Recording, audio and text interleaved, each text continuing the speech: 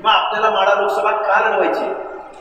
कधीतरी हाच प्रश्न धैर्यशील मोहिते पाटलांना तुम्ही आम्ही या माढा लोकसभा मधल्या जवळजवळ 60 ते 70% ओबीसी आणि SC ST मायनॉरिटीच्या लोकांनी म्हणजे 70-80% लोकांनी या विद्यमान खासदाराला आणि ज्याला कुणाला या माझ्या माढा लोकसभेचं प्रतिनिधित्व करायचं आहे आणि एवढा मोठा मग 15-20 लाख लोकसंख्येचा हा माढा लोकसभा मतदारसंघ आणि मग या मतदारसंघामधून जो प्रतिनिधी दिल्लीच्या संसदेमध्ये जाणार आहे, खासदार म्हणून जाणार आहे, त्याला नक्की करायचंय काय?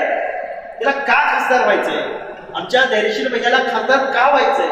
हा प्रश्न कधीतरी तुम्ही आम्ही सगळ्या लोकांनी त्यांना विचारला पाहिजे आणि जर त्यांना याचं उत्तर देता येत नसेल तर तुम्ही आम्ही सगळ्या लोकांनी आपल्या वेदना, आपलं दुःख, आपलं दैन्य, आपलं दारिद्र्य, आपली संविधानिक